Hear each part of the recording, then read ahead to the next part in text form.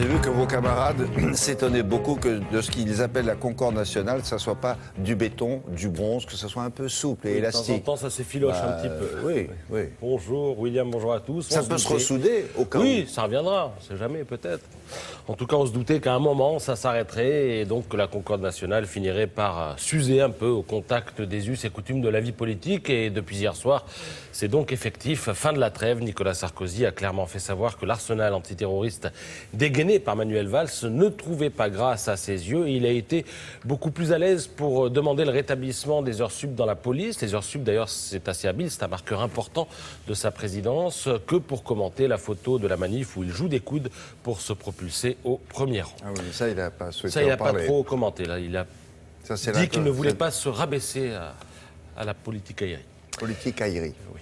Alors, quand les politiques font de la politique, eh bien, les journaux, eux aussi, se remettent à faire de la politique. N'oublions pas la tradition française. Nous avons une presse d'opinion dans ce pays, ce qui ne veut pas dire qu'elle ne soit pas sincère. C'est ainsi que, pour le Figaro, si les mesures de Valls ne sauraient être critiquées, il leur manque un volet pénal. Et ce volet pénal est étrangement absent de l'arsenal antiterroriste pour Paul-Henri Dulimbert, qui signe l'édito. Il aurait fallu quelques lignes sur l'exécution effective des peines de prison, mais, écrit l'éditorialiste, Valls ne souhaite pas réécrire la loi Taubira qu'il avait jadis critiquée pour des raisons politiques qui évidemment n'échappent à personne. À l'Humanité aussi, on revient aux fondamentaux, on renforce la police, on renforce l'armée, mais pas de réponse viable à la situation sociale que Valls a lui-même dénoncée, se lamente le journal communiste. Et puis vous avez Libération, là, sans surprise, on est dans le soutien gouvernemental. Valls a mis les moyens et on se tourne maintenant vers Najat Vallaud-Belkacem qui annoncera tout à l'heure aux enseignants ce qu'elle propose pour que la laïcité soit plus que jamais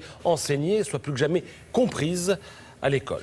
Alors pendant que les uns font de la politique, les autres continuent à vivre et les autres, ce sont les Français. On apprend qu'au lendemain de l'attentat, ils se sont rués sur la presse écrite. Un journal comme Libération, par exemple, qui est très proche de Charlie Hebdo, a vendu 5,5 fois plus d'exemplaires. Habituellement, c'est combien? 60, Habituellement, c'est 30 000. 30 000 en kiosque. Oui, c'est pas terrible. Et le lendemain, là, ils ont vendu 165 000 exemplaires. Le lendemain de l'attentat. Mais c'est pas surprenant, ça, si.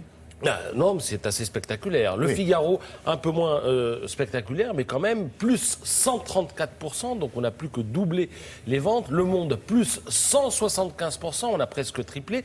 Le Parisien, peut-être le journal qui a le moins bénéficié, si je puis dire, de cet attentat, plus 50%. Et puis vous avez aussi le Canard enchaîné, l'hebdomadaire, qui est très proche de Charlie Hebdo dans la mesure où lui aussi emploie beaucoup de dessinateurs. Habituellement, il vend 400, 500 000 exemplaires. Là, le tirage et les ventes se sont élevés à 1 million d'exemplaires dans la semaine qui a suivi l'attentat. Alors, c'est assez surprenant, a priori, parce que l'événement a été retransmis sur toutes les chaînes de télévision, mais cela révèle, selon le Figaro, et sans doute avec pertinence, que les Français ont besoin d'analyse en profondeur, alors qu'ils continuent à acheter la presse, même quand il n'y a pas de grosses catastrophes. Alors, puisqu'on en est à parler des habitudes de consommation des Français, je vous signale que le Figaro Économie revient sur l'évolution de la consommation en France depuis 30 ans. L'évolution des prix est assez disparate et il y a ceux qui baissent, ceux qui stagnent, ceux qui augmentent. Alors ceux qui baissent, c'est par exemple le prix d'une télé. Avant, il fallait 14 jours pour pouvoir s'acheter une télé. Aujourd'hui, c'est 6 jours. Alors là, je vous parle du temps de travail nécessaire pour acheter le produit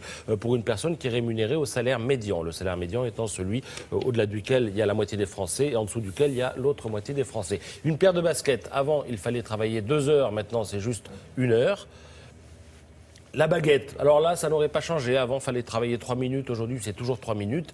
Et alors, la grande affaire, évidemment, c'est l'immobilier. Avant, pour s'acheter un appartement, il fallait travailler 13 ans. Aujourd'hui, il faut travailler 23 ans. Et là, c'est là qu'est le plus gros poste de dépense d'un ménage ou d'une personne, l'immobilier, l'appartement. Donc le sentiment d'appauvrissement dont on parle souvent, il est sans doute là. Je termine avec la facture d'eau. Avant, c'était 17 heures de boulot. Aujourd'hui, c'est 31 heures de boulot. Merci beaucoup. Avec